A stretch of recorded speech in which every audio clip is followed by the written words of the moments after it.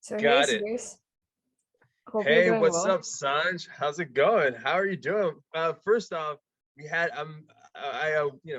we had a great convo before this, and I can't give out any details of the convo, but I just I'm super impressed by what you achieved. So props to you, Sanj. Yeah, no, thank you. And I hope you're doing well on the other end as well. Yeah, LA, Los Angeles, California. It's a pretty interesting place to be right now. Lots of companies are popping up, claiming to do a bunch of things with LSD and shrooms and ketamine, MDMA. But yeah, it's a pretty interesting time to be in LA right now. Lots of tech, lots of investors, lots of pseudo experts, and also lots of experts too. So It's going great then. I know that you're pursuing neuroscience. How's that going on? it's so dope. Yeah.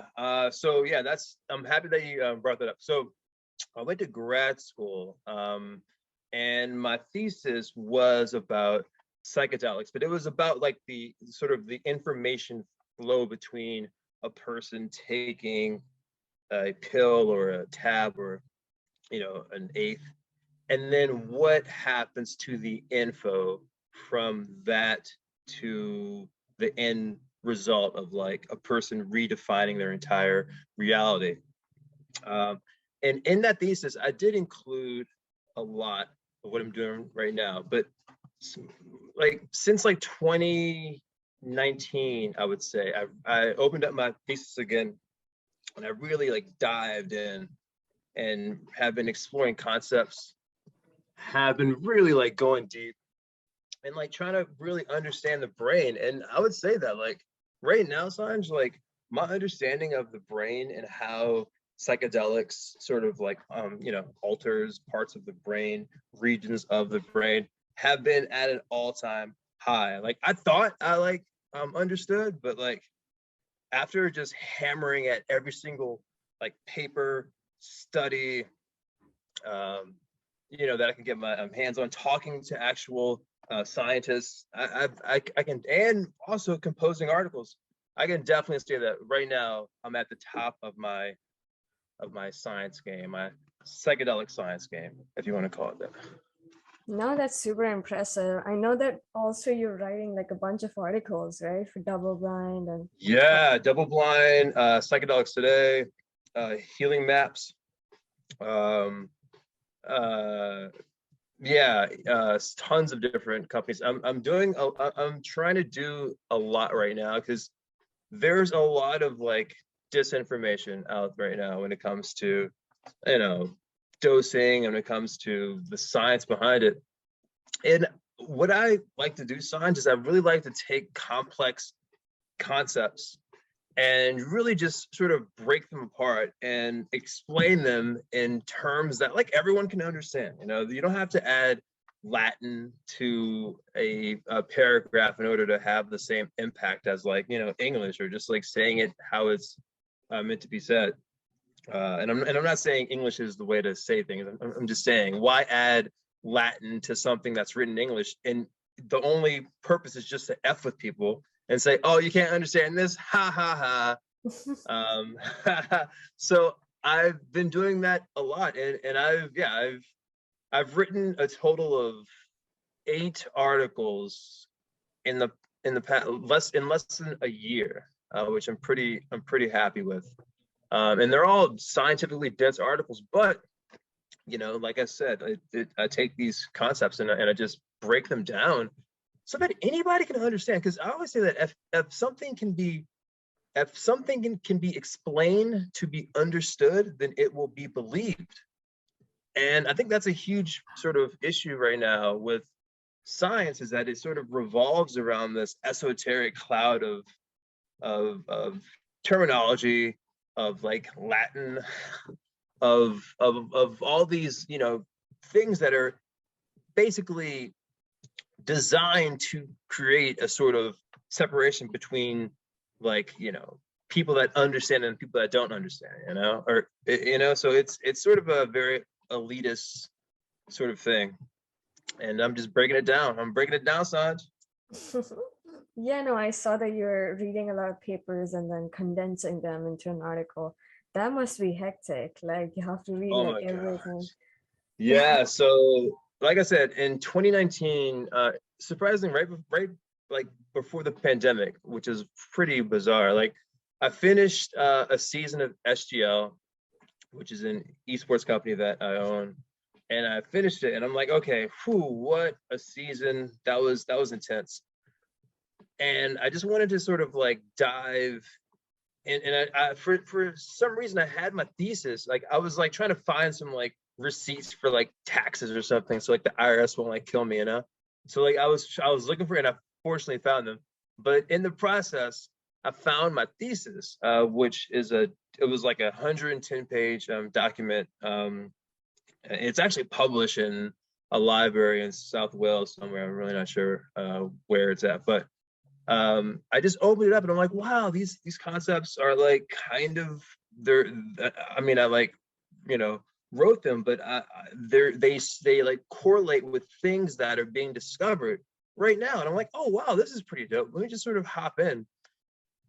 And that's when I started to crack open my old thesis. And then once that happened, I just started reading, and I started reading because I understood that there was a lot that I didn't understand, um, and that's super important too. So I just read and I read, and then the pandemic happened, and then everything just like shut down, and I'm like, heck yeah, let's go. You know, it's like isolate myself, say no more, boom.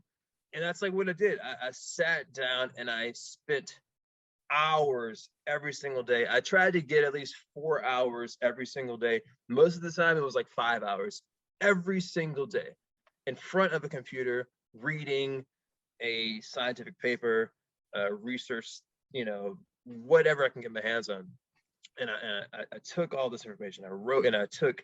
I have like a Word docs of like of pages that just based on terminology. I have a spreadsheet with every single article written, and it's so like every time I open it up, I'm like, I can't believe I like wrote this huge document that's like a giant spreadsheet of like hundreds of entries of every single thing that I had, every single paper, research study, everything, like itemized by like a researcher, itemized by university, itemized by the um, you know, drug that was taken in the study. I'm talking about everything. It's crazy. And honestly, a lot of people have asked, like they've asked to like check it out and like read it. And I'm thinking like, wait, I can't give this away. This is like work. This is effort. This is like so much time and effort. And I'm not going to say that there won't be a period in which I won't make it public, but all of my docs, all of my spreadsheets, like those are personal to me. Like I'm still working on these things, and these things are helping me get to the point where I'm, you know, trying to get to, which is, you know, which is where I'm, you know, going when it comes to research, when it comes to education, everything. But yeah, Sanj, I did all this, and wow, I ghosted all of my friends. I lost relationships, uh, which I'm fine with, by the way. You know, some like relationships you shouldn't even have because they're little they sort of tend to be like toxic, but you just keep the relationships around so that in the hopes that they like, you know, won't be toxic. But anyways, and I'm sure you probably understand what I'm talking about. There's so yeah, so all these relationships, just, you know, people of my friends, I told them, hey, I can't go out, I can't do this. Obviously, there's a pandemic, I can't hang out, I can't play games. I just have to read, and that's all I did. That's all I did. Read and wrote hours every single day for about 2 years. About 2 years. And in that time period, I didn't have any events with my company. I put my company on hold. My entire company is on hold right now. My whole SGL company is on hold. I put it on hold, and I told everybody, look, guys, I can't do anything right now because I'm absorbed with this. I'm so absorbed with this. I cannot deter myself from anything that I do. And everyone understands, and, you know, it's perfectly fine, you know. So Yeah, and so I actually wrote a article. I'm happy that you brought that up. I wrote an article recently. I published it on Healing Maps about this, where I every single article like that I could find that was written in English, and there's a lot of like some pharmacological articles, psychology articles, all different types of articles, but I condensed them all down to like 4 basic concepts, 4 basic ideas, themes, as you will, which every single psychedelic, almost every single one has. Yeah, check out my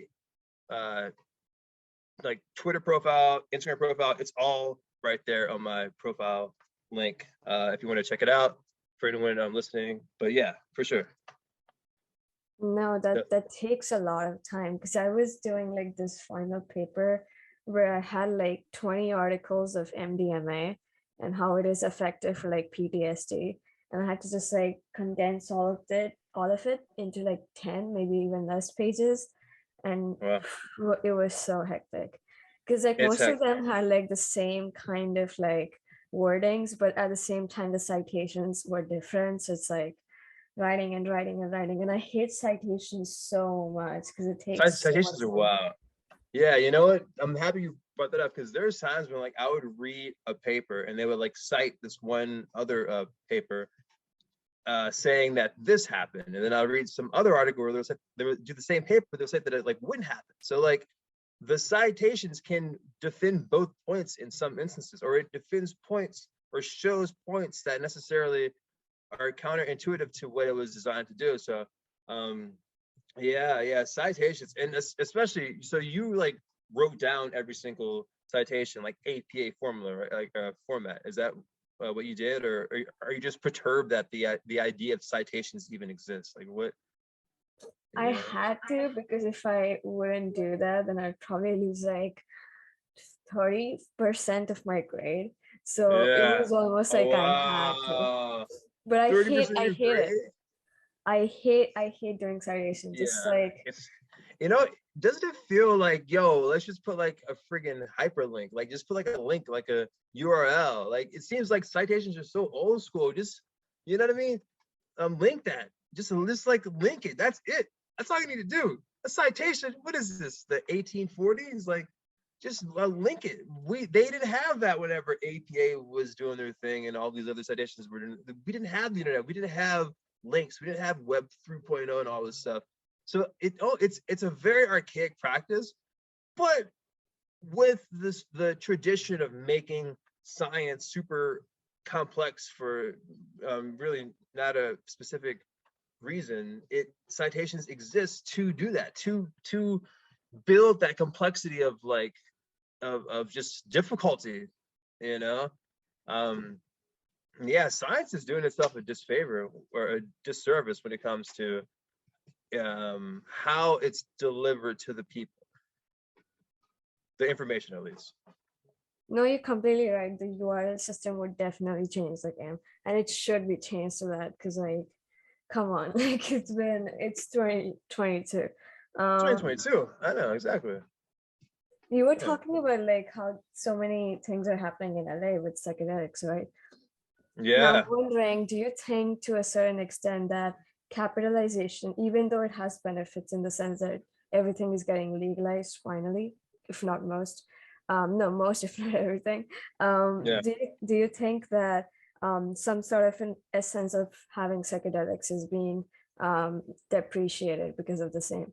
Because everyone has their own formulas for creating their psychedelic products, and it is patented, of course, I suppose. And so a lot of Yeah. people in the tribal community who have like all of these amazing recipes or whatever, now it's Yeah. been taken away because of those patents, right? Yeah. And Yeah. you Yeah. know, so are you concerned? Like, what do you think about that? That's a great question. Yeah. So that's a fantastic question. I think right now, so I'll put it out there.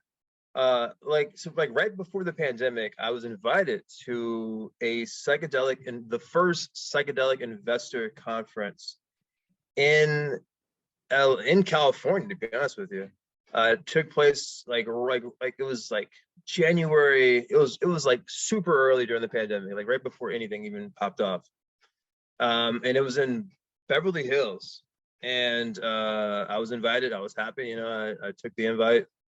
At the time, I had my CEO with me from SGL. We both went, and it was interesting. It's so interesting to see the people behind the companies. Like you see it on Twitter, you see their stock price on Twitter, and you're like, oh, stock price. And then you see the article written up on Forbes or whatever, and you're like, oh, that's whatever. But to see the people behind the companies was super interesting, and it's super interesting to see them before they even sort of like blew up. And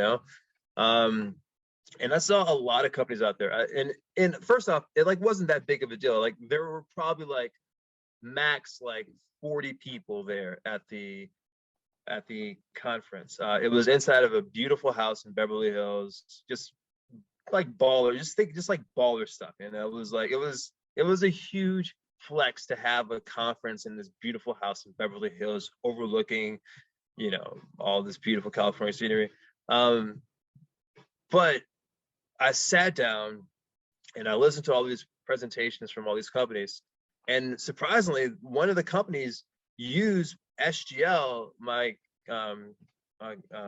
company, as sort of a example of what can be done with psychedelics. We were going to host an event in Oakland where people would take shrooms and play Minecraft, I believe. And that didn't happen. Obviously, the pandemic happened, but that was what we were going to do. And they like took that and they like used that in their presentation, which was super dope. And then I was like, hey, that's me. And they pointed to me, and I was like, oh, it's me. It was a great time. Really nice flex. But also, yeah, so okay, here's what's happening with the industry, which is like huge quote unquote industry. Right now, there's a rush, and the rush is to be the first company to reinvent like LSD or reinvent shrooms, or take the compounds and then re-synthesize them, be their own Shulgin. Everyone wants to be Alexander Shulgin basically at the end of the day. And fortunately, Shulgin did what he did, and he pieced out, and RIP him. But he really explored a bunch of compounds, and that dude was a genius. He was an absolute genius, and people are trying to replicate his brilliance, and it's not that easy. It's not that easy at all. Especially when the whole point is to cash out. Sugar wasn't really trying to cash out. He was just like a dude that wanted to trip, and he built ways to trip. He built an entire collection of psychedelics, the 2C family, and of course he reintroduced MDMA and all these other things. DIPT he also did. So the whole rush is to be a company to reinvent a psychedelic and then patent it and then call it, Sanj, super or whatever, call it whatever you want. But it's difficult. It's difficult. And people don't understand that. And I think, yeah, we'll get a company that will be able to like essentially combine, psilocybin with MDMA and LSD and all, and make some super psychedelic. But I will say this. I think that isn't the future of the industry. Building a brand new compound isn't the future, because there's so many compounds out there right now. There's so many compounds. I could name off like almost like 100, not like really, but I've had a cheat friend that can name it off. But there's so many compounds, So I think the future of the industry is really not building a better product, but giving a better environment to do your product, which is changing the setting of psychedelics, whether it's like a resort, whether it's VR, because we're understanding that like a lot of the experience and a lot of the healing properties of these substances is based on the subjective experience. And a lot of that is based on how you do it, where you do it. Is it a clinical setting? Is it a retreat? Is it in the back alley of some place? Like what's happening? Speaking of which, I'll tell you a story about my friend who he just told this to me today. I want to tell you, it's pretty crazy, but I'll tell you later.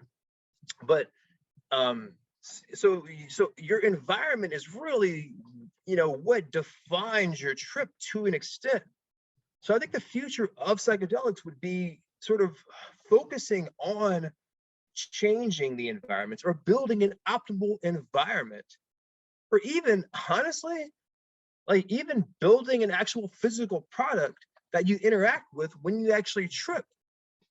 Whether it's like some like tactile thing that you touch whenever you're tripping and you touch it and it's like ridged and then it's fuzzy, something to like, innervate other senses so that it enhances a trip.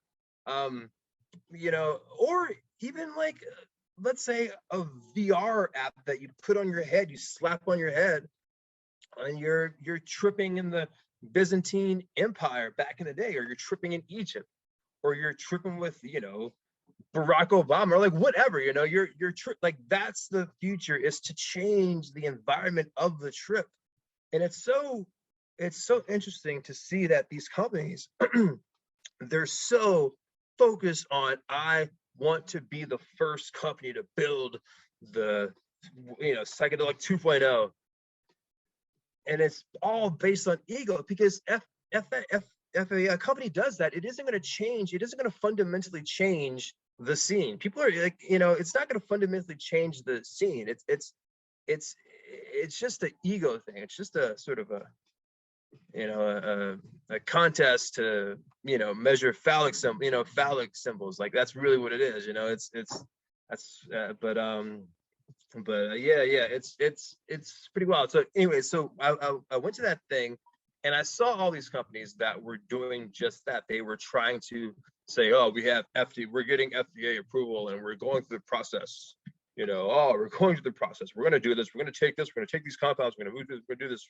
And then they, of course, cite PTSD studies, and they cite, the properties of psychedelics, anti-anxiety, lower depression, and which is good, but that already exists. Like, why build something that already is working? Like, it's going to sound well, but if it isn't broke, don't fix it. We're still trying to understand how LSD innervates the brain and modulates the brain. We're still trying to understand how psilocybin sits in the synaptic, or serotonin sits in the synaptic cleft for such a long time compared to other substances. We're still trying to understand why there's receptor growth in the prefrontal cortex, medial prefrontal cortex.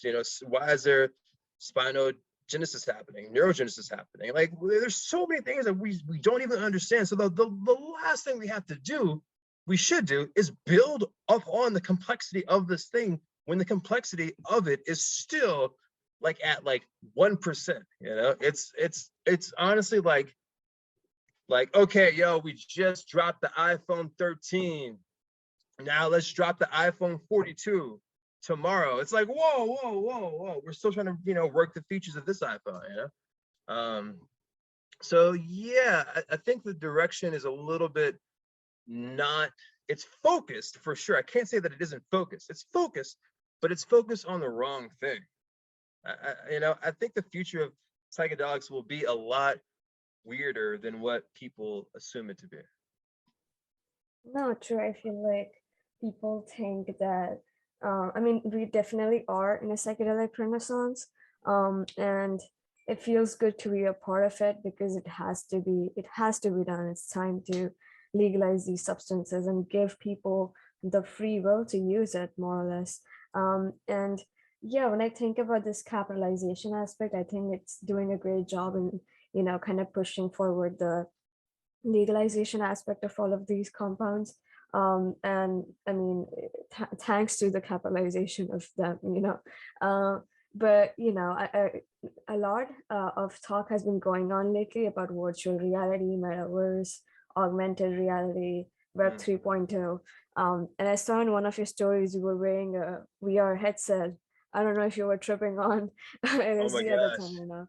How was that experience? Oh my gosh, yeah. So in 2017, Mary Jane, which is a company that I produced for, owned by Snoop Dogg and friends, had a show called Super High Score.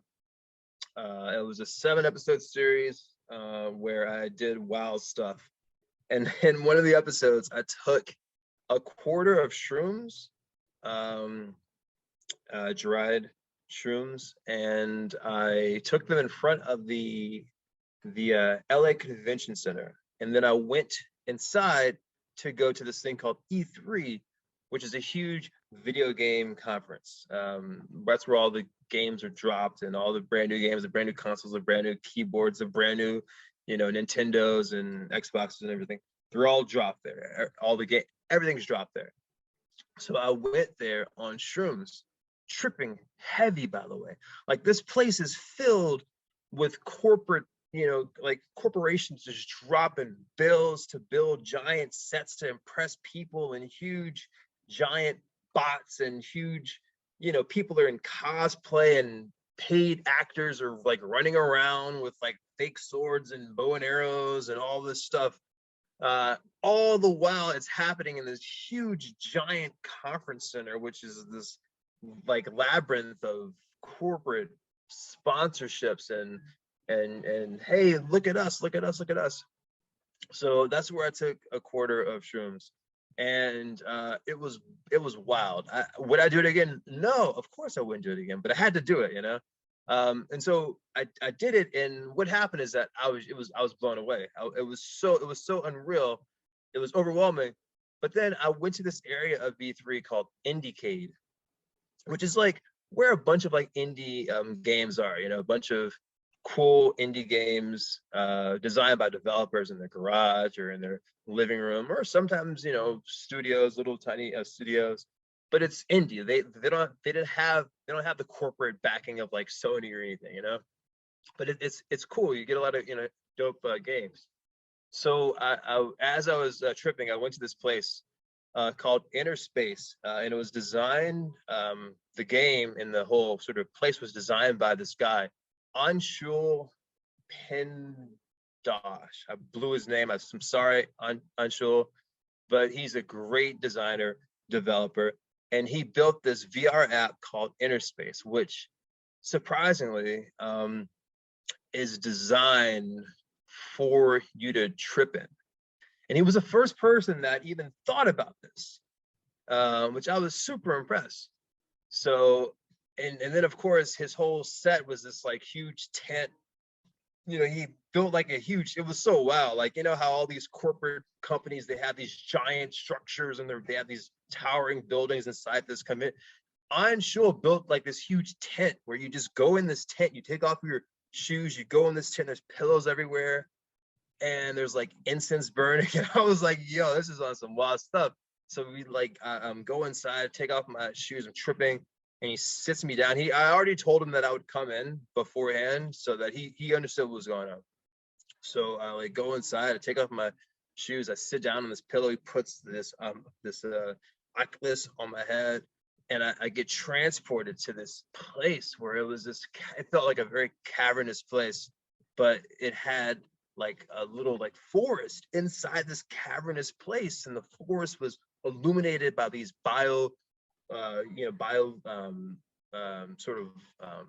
lights that were like emerging from the ground and the plants. It was beautiful. It was absolutely beautiful. Giant shrooms. As you would come to the shrooms, walk to the shrooms, you would like hear this like hum, like, and then you would back off, and the shrooms would change colors as you like leave. It was so interesting. At least I thought that's what happened. Maybe I was just tripping and that didn't happen, but I'm pretty sure it happened in the game. Anyways, I was tripping in this beautiful area, and then in the game, you like walk down this like hallway in this cavernous area, and you're walking, you see this thing in front of you, and you get closer, and it's this beautiful like pool or like pond, like a giant pond, and you feel the depth of the pond, and it's huge, and it's still, and then you look up, and there's this giant like mandala that was just in the air, and it was like a sun, but it was like an ever evolving sun in the air. And I'm sitting by this pond, and there's like singing shrooms and plants, and everything's interacting and going. I'm looking, and I'm like, my gosh, it honestly, I think he was going for a way to build a sense of awe in a person, and that happens whenever you have a very intense trip. You have like these like experiences. Sometimes people call them the quantum experiences, but really it's like a spiritual experience. Mystical experience is what they also say in a lot of papers. And that's also an indicator of a person's therapeutic benefits, is if they have these acute doses in these very specific trips. And I think he was going for this type of trip. In Sanj, the dude achieved it perfectly. Like, I'm telling you, I was feeling it. Like I didn't want to leave the place. It was so peaceful. It felt like I was supposed to be there.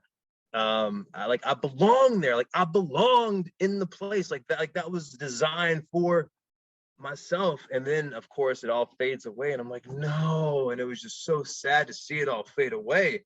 And it's good that it faded away, because that's how a trip is. Like, it doesn't last forever. Nothing lasts forever. And you understand that whenever you're tripping, when you'll have some reality defining or reality shifting incident in a trip, and then you have this sense of like fleeting, where, oh wait, it doesn't last forever. You have to take what you can from these experiences and then integrate them into who you are as a person.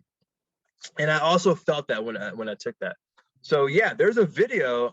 If you go to my profile link again on Twitter or Instagram, you will see that link. It's towards the bottom. I think it's called Tripping at E3, and it was a very significant experience at E3 and in my entire tripping life, basically. And at the end of the video, I broke down what I felt and the future of VR, which is interesting. That I should probably put that out there, because it's right now VR is popping off, but when I did that, it wasn't that big.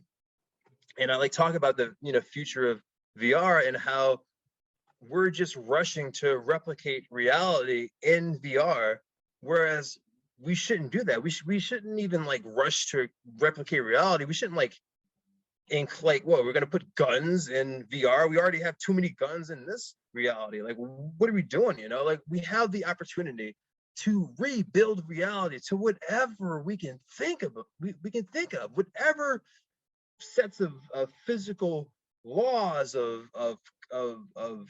everything. We could rebuild reality. And what do we choose to do? Drop some guns in there and shoot some people. It's like, what are you doing? No, we have this opportunity to just change reality. We can't have the same faults and the same mistakes that we have in this reality. So in order for us to get to the next point in humanity, or to even give humanity a shot, Sanj, to give humanity a shot, because the future of humanity isn't promised. We have to have a radical redefinition of what it is to be human. And I think if we're going to shift towards this, virtualized existence, let's try to have this virtualized existence be something that we can all enjoy, something that doesn't exclude people, something that isn't like traumatic, something that can help people. So yeah, I got all of that from this experience, this beautiful experience that I had at E3 on shrooms, and check it out on my profile. No, that sounds like quite an experience. Even I would love to have that.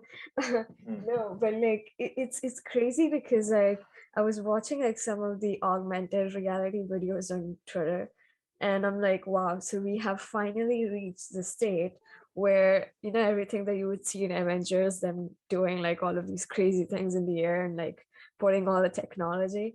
Yeah. Now we can actually do it in real life. No Yeah. CGIs, Yeah. and so it's like you're tripping square. It's literally that. And Yo. it's gonna be so good. Like That's something that I really want to do, because like, you know, lysergamines have this kind of I like lysergamines more. So like it has this kind of an effect where you can, like, whatever I'm watching on the screen, I can get absorbed in it. So any Yeah. kind of like amazing visuals on the screen, it's like I'm a part of it. And so it becomes so like your visuals become so heightened, both in the screen and, you know, it's reflecting onto your own Yeah. eyes. So it's one hell of an experience. You know, yesterday I was reading about mescaline, because I haven't been 'cause I haven't done a mescaline trip and I haven't really read much on it. So yeah, I mean, I have like a book here. So this is Yeah. like a journal or something, and it's by Mhm. Psychedelic Press. I think it's issue 27. Oh wow. Um, and it talks about like just like a lot of mescaline articles and reports of people, and it's crazy that this thing was like prevalent so much, you know, already in the 18 if I'm not mistaken, I think it is 1897 when it was first discovered by a guy, and then it was 1919 when he synthesized it into, you know, a powdered form. And it's so interesting because like right after it was synthesized, a lot of psychologists started using it to experiment it on their patients, and it's amazing because I've seen reports by Walter Benjamin, who's an amazing you know, philosopher. Mhm. Also, Jean Paul Sartre was also Oh wow. using, you know, mescaline. He also actually got SPPD from using that, and he was hallucinating crabs for like a few weeks. Whoa. So, you know, Wow. there's so much literature out there, and mescaline was like heavily used in France Mhm. and Britain. It was also introduced in Britain sometime. And then there was this thing called psycholytic therapy back in the 1950s, Mhm. where you would take like a psychedelic experience and then also do psychoanalysis with it. So essentially what we're doing now with maps, so Yeah, like we're yeah. sitting, yeah, that was already happening in 50s. And also I was like talking to this philosopher, Dr. Peter Hugh, and he was telling me about how there was like this project called the Outside Project, in which Aldous Huxley, with a bunch of his friends, sent out invites to more than 500 like intellectuals of that time to come together and engage in a psychedelic experience and give them reports. But for some reason, I don't know if it was the Rockefeller Foundation at the time, but they pulled out the funding, so it never happened. But the Oh. people were Carl Jung, Albert Einstein, like all of these people. Oh my God. So just imagine if that would have Wow. happened, like the entire history Gosh. of psychedelics would have been changed. Maybe we wouldn't have like prohibition or anything, who knows. It But would be different. Yeah, it'd be a different society. It, you know, yeah, it's like no, that's yeah, no, that's super dope. I'll address what you said earlier, but also I just also want to say this. You know, just imagine if that happened. Just imagine if like Albert Einstein, you know, and you know, young, like all these guys, you know, tripped on LSD. First off, yeah, the stigmas, the it would be destigmatized for sure, 100%. Number two, imagine what their theories would be before and after an LSD trip. You know, like what? Like just imagine if Albert Einstein, a dude that already figured out that space was curved, you know, like what? Like just imagine if he had LSD. Like what? Like you already figured that out. So, but also I also want to say, like, also just imagine, Sanj, right? Just imagine if in some alternate reality or even the future of this earth that we all inhabit, that what if tobacco and alcohol lost the drug battle? And what if those were replaced with like cannabis and like LSD? So instead of a bar, you would go out on a Friday with your friends, and you would go to a place that's set up like a bar, but in the sense of you go to a place and it's like a different environment for you to trip on with your friends. And that's what you would do on a Friday, you know, or just or instead of having, you know, a cup of coffee and a cigarette at Starbucks, imagine if every Starbucks was replaced with the place where you go and you take a bong hit right before you go to work, or you take, you know, a dab, you know, and that's how you get your energy. You know, you aren't addicted to caffeine, you're experiencing the reduced anxiety that happens whenever you do, you know, burn herb or you do take psychedelics. It feels like a society that has less anxiety would be able to accomplish a lot, compared to our current society that's built on surviving, that's built on fear, and that's built on pushing social relationships with alcohol. You know, that's the reason why you know, all these businesses, after work, you go in and you have a drink and you get sloshed and you're talking to people and everything. You know, just imagine that if alcohol and tobacco and caffeine lost and it was replaced with cannabis, shrooms, and like, you know, DMT or like something. It feels like we would understand the human condition. We would understand that people on this planet shouldn't suffer. It doesn't you know, the place you were born is irrelevant in your existence on this planet, because you're earthling at the end of the day. It doesn't matter if you're from, you know, Ohio or, you know, Russia or India or California or freaking, you know, I don't know, Greenland. The fact that you were born on this planet entitles you to an existence that should be as free from suffering as possible, that should be as free from poverty as possible. We have the resources.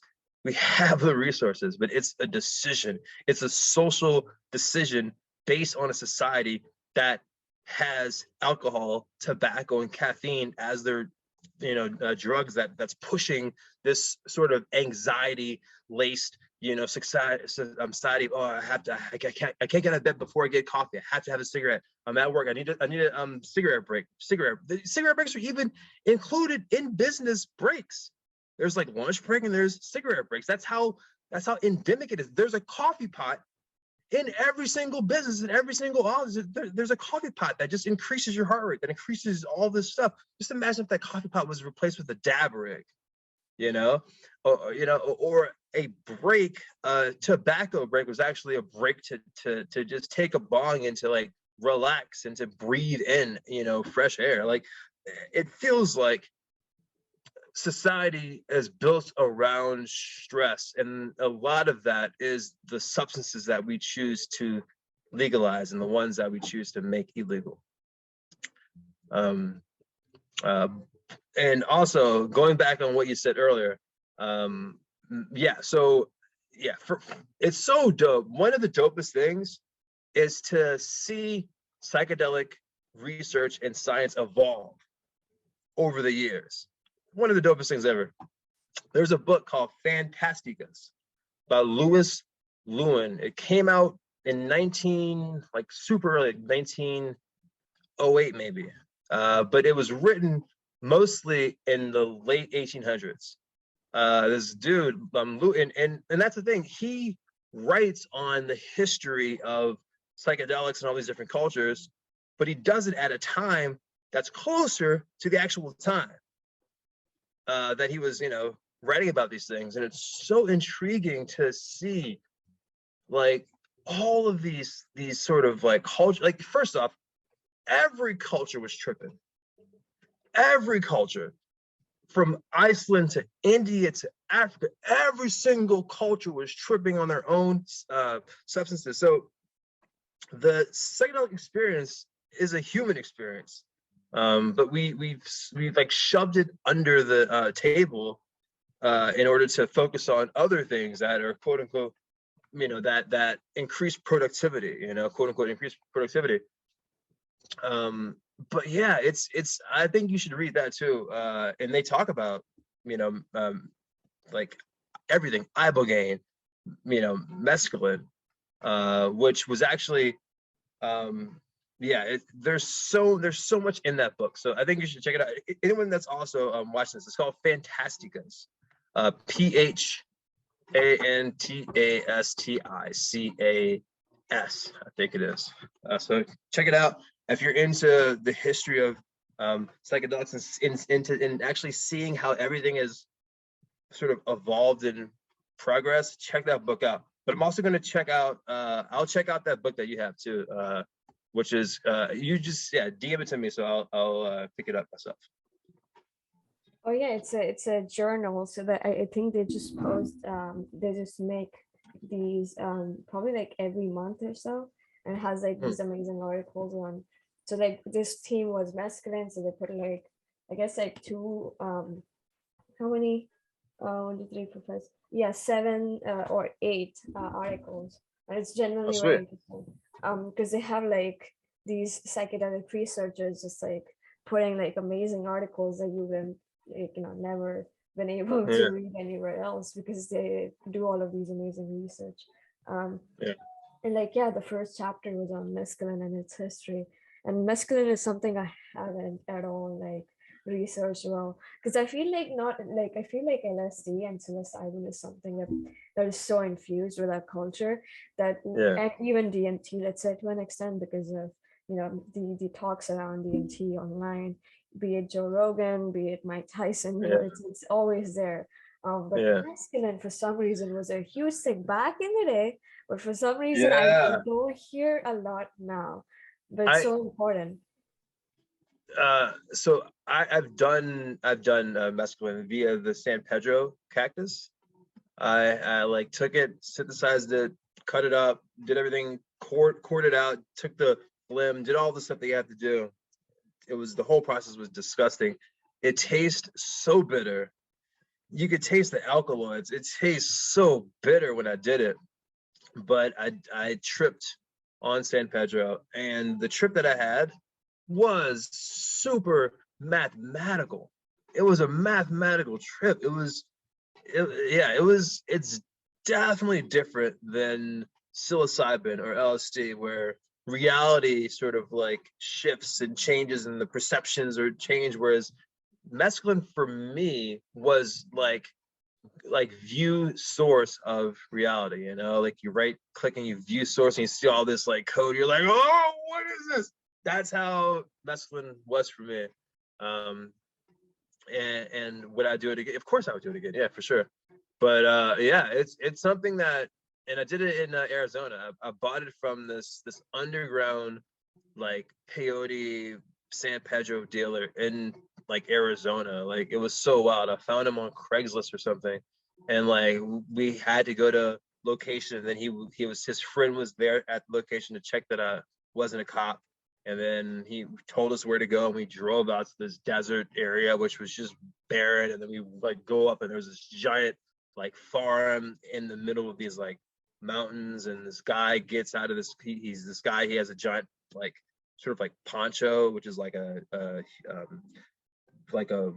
woven cloth, like all like covering you, almost like a huge cloak. And we get out the car, he has like a giant peyote tattoo on his like wrist. Dude was like in it. You could tell this dude has been tripping for a long time. And he takes us out to his like farm, and the dude, he had like cacti, just San Pedro and peyote. We couldn't have the peyote because it wasn't done, and they were saying that there was a whole religious, which is like, all right, cool, I'm not gonna mess with that. But he gave us, I got San Pedro, and I took it all, and it was a good trip. It was a great trip. It was very, very mathematical though. If you're not into viewing the source code of reality, then don't take mescaline. Yeah, I've heard it's very stimulating as well to a certain extent. Like it feels like a stimulant, like slight stimulant. Oh yeah, your heart is pumping. Like there's a cardiovascular aspect to it for sure. I also had that with Amanita muscaria, the red and white shrooms that you see in all these like fairy books and everything, fairy tale books. You already know. I'm just saying to the audience. But I also had that same sort of cardiovascular. Oh, and Hawaiian baby wood rose. I had that as well.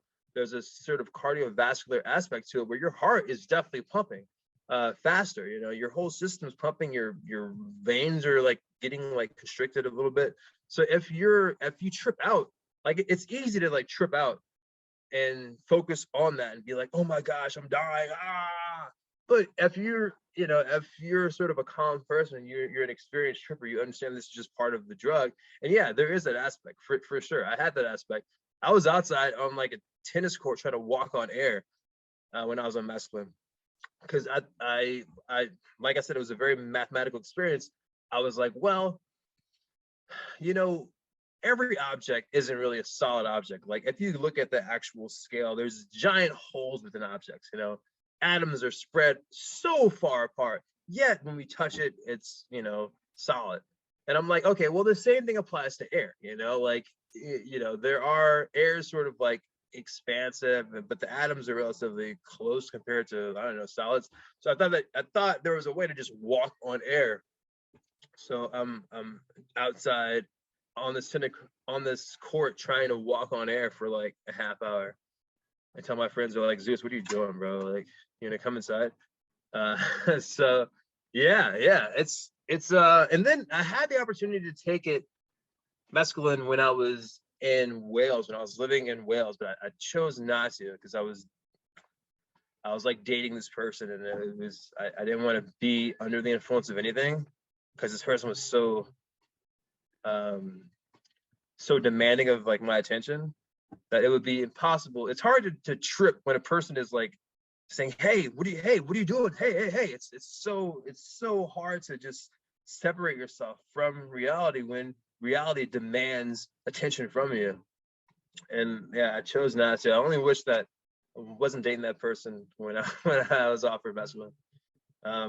But yeah, you know what? I actually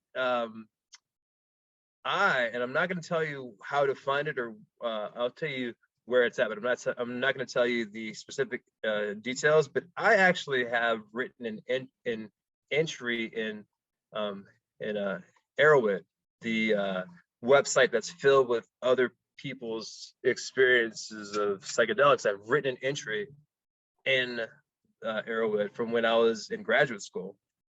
So if anyone out there wants to find it, it's there. And I'm not going to tell you how, I'm not going to tell you where. There's a few typos that I'm like, oh, I'm kind of like cringe at, but it's definitely there for sure.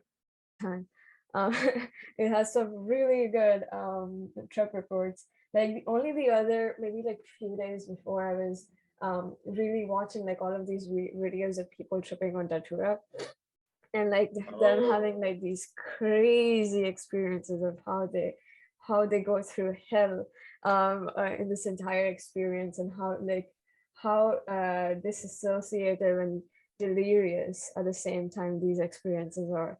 It's crazy how many compounds we have, dude. Like there's like this Datura. Yeah, Datura is awesome. Yeah, it's crazy.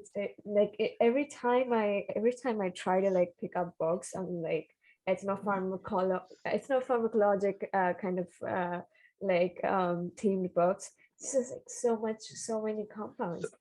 So okay, you know what, I'm gonna venture to say something as well, based on what I believe could. Okay, so I also think, science, that the future of psychedelics could be archaic revival to the old psychedelics that we had, like Datura, like, you know, DOI, like all the stuff that was popular back in the day that we've sort of forgotten about, and that still exists, that still demands research. Like we don't have a lot of research on Datura or ibogaine or like even like mescaline. You know, there's not a lot of research. We're so focused on, you know, MDMA, psilocybin, LSD, because it has the properties that can basically push psychedelics to the next level. It has the antidepressant, anti-anxiety properties, which is good, you know. Okay, that's fantastic. But also, the future of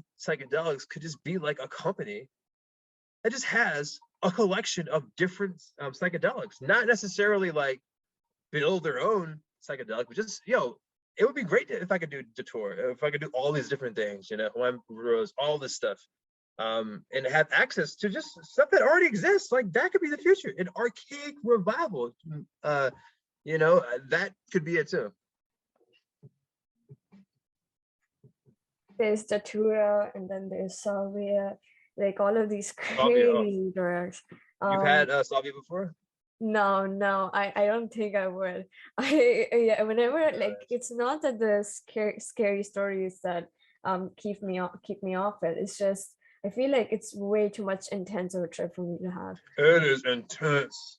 I think I told you the last time I was on your show, I told you about a trip, I believe, with my friend who took Salvia Divinorum, and it was the worst trip I've ever seen in my entire life. If you want to hear about it, find the old episode where we talk about this. I think it was from 2021. Find it, people. But yeah, the worst trip I've ever seen was on Salvia, and I've had a Salvia experience that it's intense. Like it's like going from like shrooms is like going from like 0 to 60 miles per hour. If that's like shrooms, like Salvia is going from like 0 to like wormhole to a different galaxy in like a half a second. Like it pushes you so far where in the acceleration of the trip is so fast that you don't even know where it's gonna like, you know, stop at. You don't know where it's gonna end up at. You just feel yourself like, whoa, like the first, you know, and it's also interesting because the first time I had Salvia, I didn't feel it, and the second time I had it, I didn't feel it. I didn't feel it at all. But the third time I had Salvia, I think I felt it because I took a huge hit. I was a little bit apprehensive and a little bit cautious beforehand. But the third hit, I was just so confident. I'm like, look, I've tried this, you know, twice in a row. It didn't really work. So I had a giant hit of Salvia. Shout out to my friend John in Greece. Shout out to my homies out there in Greece. But he's the guy who gave me Salvia in my old house in Wales when I was in graduate school. And yeah, I took it. And the first thing they said, they kept on telling me, Zeus, you want to sit down? You want to sit down for this? You want to sit down? Sit down. I'm like, all right, bro, I'll sit down. I'll sit down. Okay, take it easy. So I'm sitting down. I take a huge hit out of a pipe, roast the entire bowl, feeling confident. And I'm like, this is not going to work. And then it hits me. And the first thing I do, get up, stand up. And they're like, no, sit down. And I'm like, okay. And as I sit down, like, cause I like stood up because I was like bracing myself. I have no idea why. I just like stood up and then I sat down. And as I sat down, it like was so fast. And I'm like, if I'm gonna be able to like take this in, I just gotta lay down on this hard floor. So I just laid down on this floor, and my attic was pretty wild. And I laid down, and as I lay down, the sensation of the floor on my back was suddenly expanded to the entire earth. So like my back covered the entire earth from Salvia, and I felt every single ocean, mountain, every tree on my back and my shoulders and the back of my arms and my everything. I felt the entire world on my back. It was so amazing. And as I felt all of this stuff, I felt these sort of like simultaneous sensations that were like just hitting me. It was so over the top. And then what happened is that I told you that time when I almost so the person I was dating, which is the same person I was telling you about earlier, she came upstairs in the attic and she's like, hey, Zeus. And I'm just in a different reality, but I still I hear this person and I'm like, okay, I have to, wherever I'm at, I have to get back to reality to handle whatever problem this is. So I'm like, okay, and I remember telling these guys, I like pull myself out of this reality and I'm in this sort of like Salvia experience, and I tell these guys, like, guys, this is an intense experience and I appreciate it, but I have to go handle what's happening here. Thank you. And I somehow peel myself up off the floor and I look at the girl I was dating and she's like, somebody spilled fish sauce in the kitchen. That's what she said. Somebody spilled fish sauce in the kitchen. This incredible geographically bending trip that I had that, spanned time and space was interrupted by an alert telling me somebody spilled fish sauce in the kitchen. That's it. Like, it would have been solved by cleaning up the fish sauce in the kitchen, but no, I had to clean the fish sauce. Like, I was like, why didn't you just do it? It didn't make any sense. But anyways, moral of the story: trip by yourself, or trip with a partner that isn't gonna hassle you. One of the two. One of the two. Don't trip with a person that's gonna hassle you or try to like, ooh, don't do all that stuff. But yeah, Salvia is intense. It's intense. It's very intense. And I advise if you do it with some caution. It's gonna hit you, and when it hits you, you're not gonna understand what's happening. No, it's definitely a tough one. I was in Amsterdam when I saw all of these compounds, and it was very interesting. But let's talk about 2CV for some time. Yeah.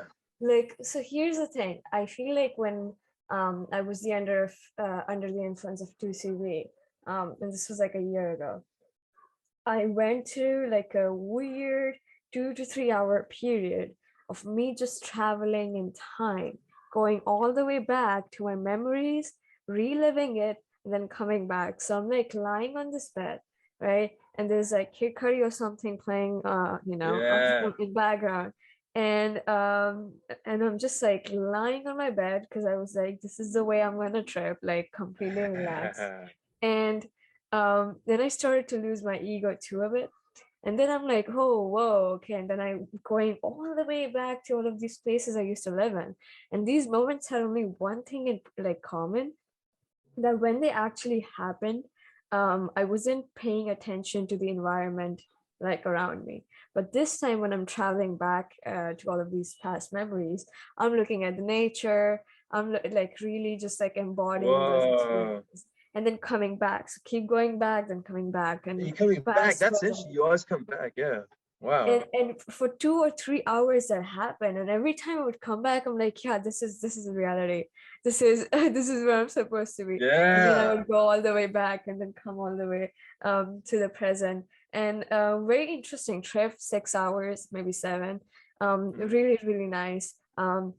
So glad that Shogun actually came up with it, because it's one hell of an experience. Like, I think I would describe it as either an MDMA and LSD combination, or an Yeah. LSD and ketamine combination. Depends, I guess. But super, super, super, super great. I think I do kind of prefer it over LSD, in the sense that the time frame is good, because like when you're dropping LSD, it's like, okay, you need the whole day to yourself. Yeah. Oh Um, yeah. so yeah, no, 2CB is good. Like, what do you think about that one? Yeah. So I'm happy you brought that up. I actually have 2CV, and I've saved 80 mg of 2CB, which I think is like 2 or 4 tabs. I saved it in order to take it. I want to take. All right, this is gonna sound wild, guys. So Super Bowl, the giant football event that happens every single year in America, it's happening in LA next week, and LA is a team in the Super Bowl, and it's happening in LA, and I'm in LA, so it's going to be a very intense time. I believe we're going to win too. So what I'm thinking about doing, my friend has a place right outside of the like arena that they like play at, and of course once the game's over, the whole city's going to just be like electric, right? So my idea, and this has been my idea for about a pretty long time, is I want to take 2CV, about 40 mg of 2CB, during that time, because I like want to experience the absolute elation of people and the spectacle of the entire experience while on 2CB. And I agree, it feels like a combination of MDMA and LSD. And it's more, it's like it's a, yeah, it's a it's great. And yeah, Shulgin, and that's the thing, Sanj, Shulgin like synthesized all this stuff. He synthesized the entire 2C family. He synthesized so much. He synthesized stuff that we still are trying to synthesize. You know, it's he. So, and also you can't patent that. You know, you can't patent something that's already been discovered, which is difficult for a lot of these companies because they're trying to like combine things, and you can't do that stuff. But yeah, 2CB is awesome. I love 2CB. I think I prefer 2CB. The thing that I love about 2CB is that you get the sort of reality bending aspect of LSD with the additional sort of euphoria of MDMA. But with LSD, it's just, you have this reality bending experience, but you don't have that euphoria, and it just, things can get very bizarre and like weird on LSD, which is actually, people are into that. But I just love the euphoric sensation of like MDMA and 2CB. So yeah, I actually prefer 2CB over LSD. And obviously, you know, you could do both. You could do LSD and MDMA, which is called candy flipping, and that is a fun thing to do. There's also axis flipping, which is you trip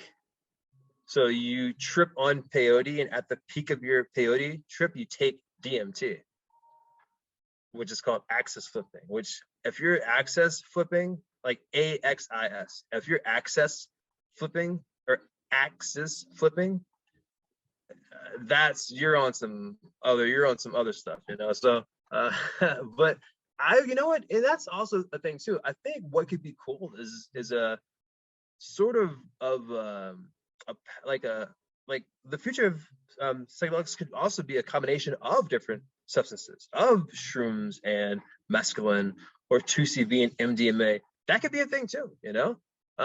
So I think there's a lot to explore before we get into the pharmacological sort of aspects of building brand new substances. There's so many substances to play with right now. It's like, there's so many substances to play with. There's so many combinations, so much stuff to do. I think we're fine for the next 100 years at least. Like axis tripping reminds me of robo tripping. I don't know if you've heard of it. What's that? It's a DXM trip. Oh, yo, DXM! Shout out to DXM. I think I tried it like a month or two ago, and it was so weird but so peaceful, in the sense that I'm just like, I'm very disassociated from like my environment, but at the same time it's so positive and like so good. Like, I, even when it ended, I was like, I feel so good. But again, it depends on what kind of dose. If you take the optimal amount, you're just, you know, it's one hell of an experience.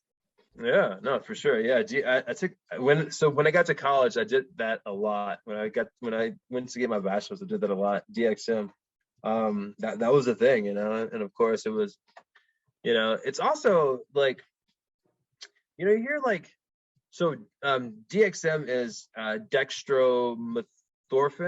That's what it is, dextromethorphan or something like that. I think that's what it is. But it's found in like stuff like Robitussin, which is like a cough syrup, you know.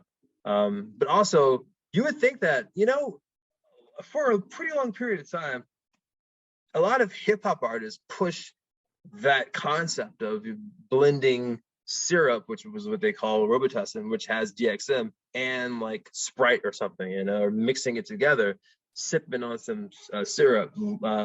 Huge thing in the Bay, which is an area in California, like Oakland, San Francisco.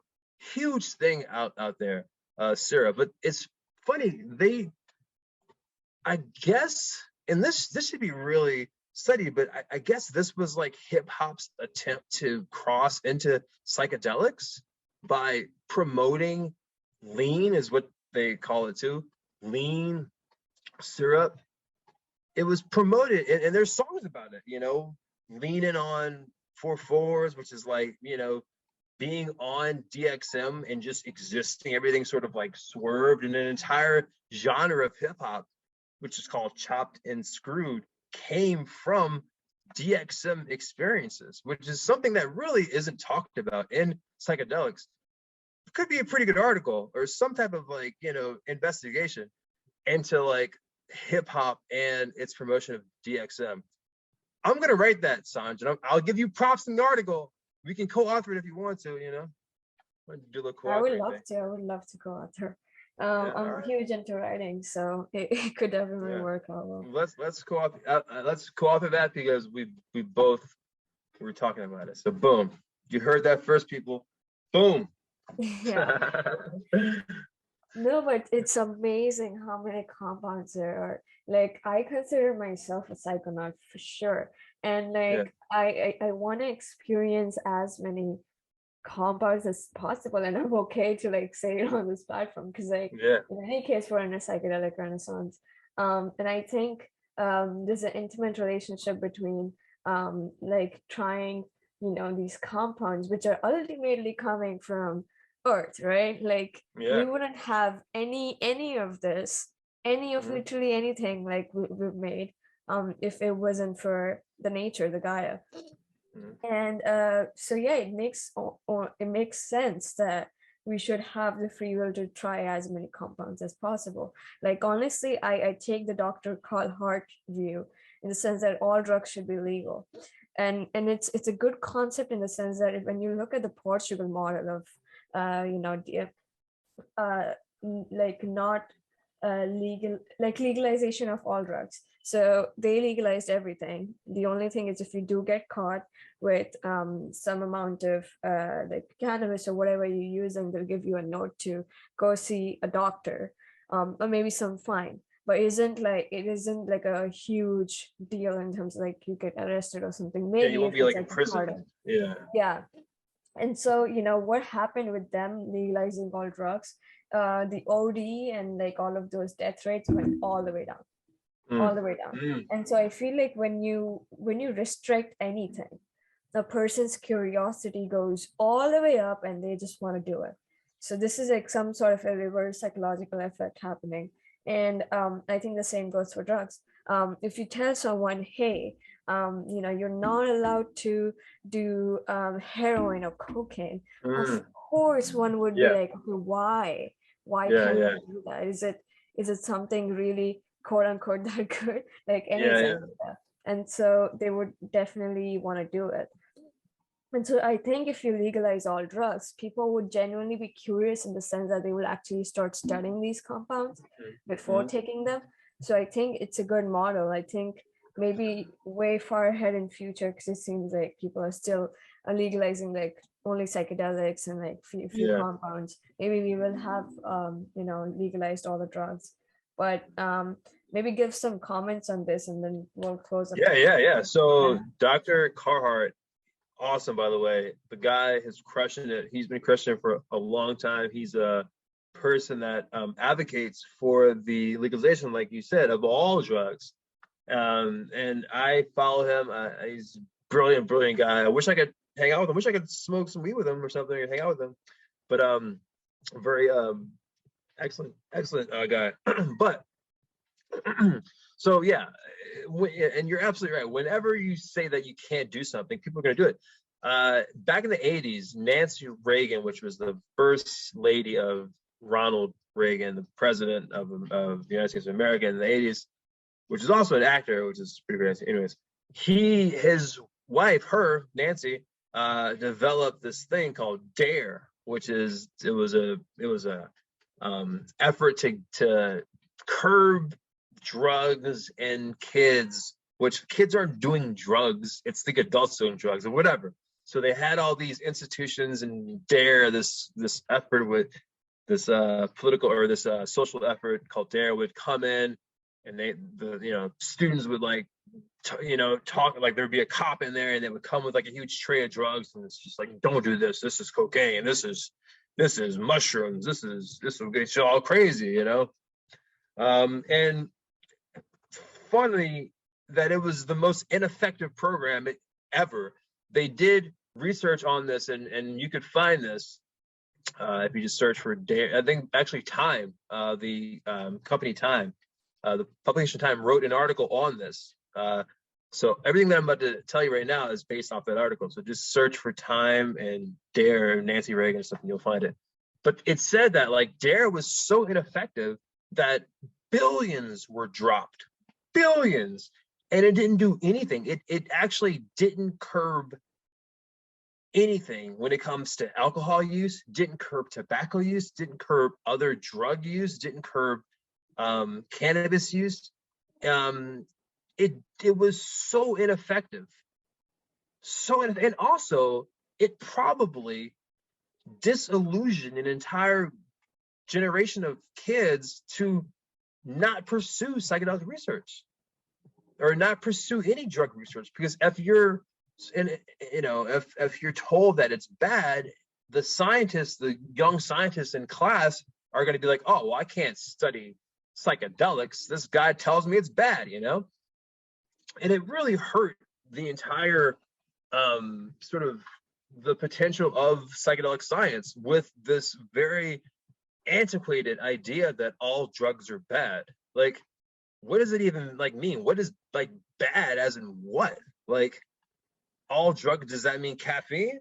Is caffeine bad? Is to like what's bad, So yeah, the second you tell somebody, if I have a box and I'm like, okay guys, this box is right here, but whatever you do, don't open the box. I'm going to be going in some other room. You won't see me. You won't even see me, but don't open the box.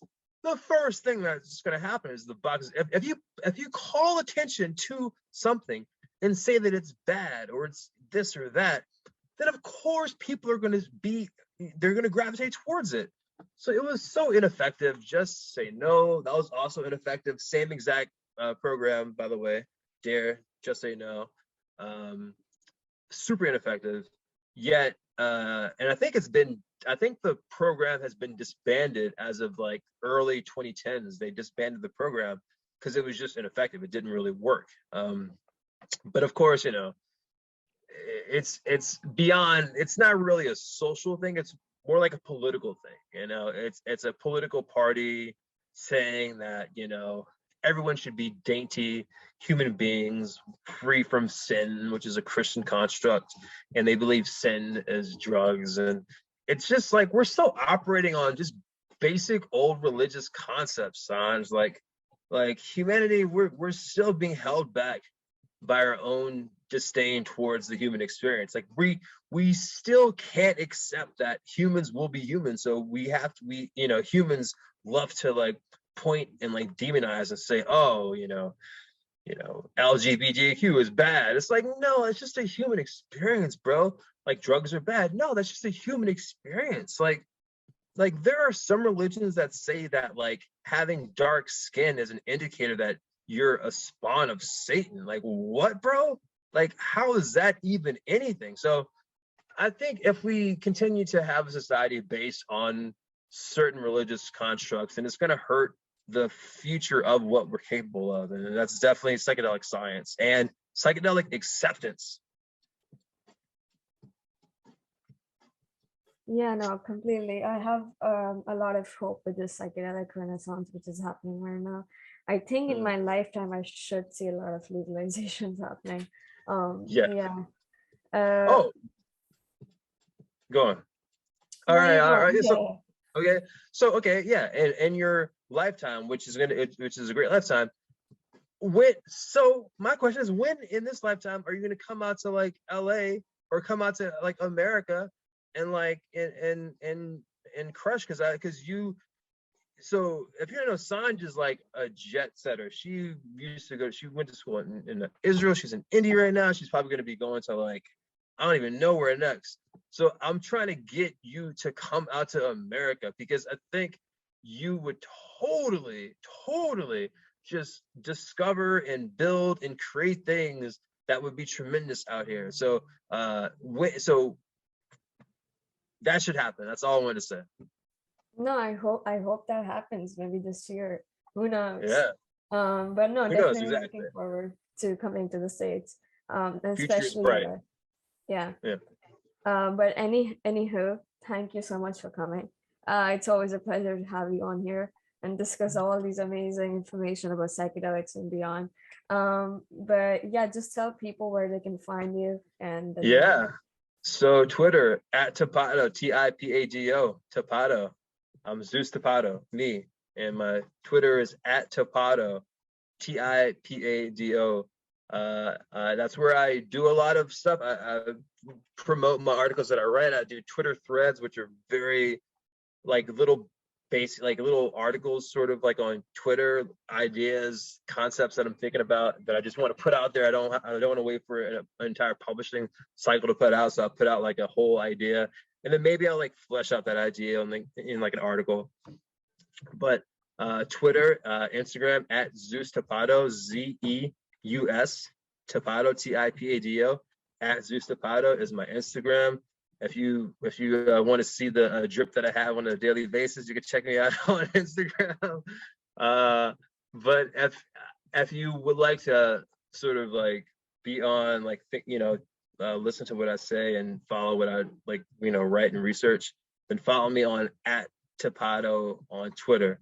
I also have a site, tipado.com, which I have, but it's not, it's sort of like inactive right now, but maybe somebody will like check it out whenever this article or this interview's out, and maybe it'll be up. I don't know, possibly, but tipado.com is up as well. Also, my company SGL.GG, which is my esports company, which is a company that blends psychedelics and cannabis with esports and tech, which currently we have apparel, gear, everything, but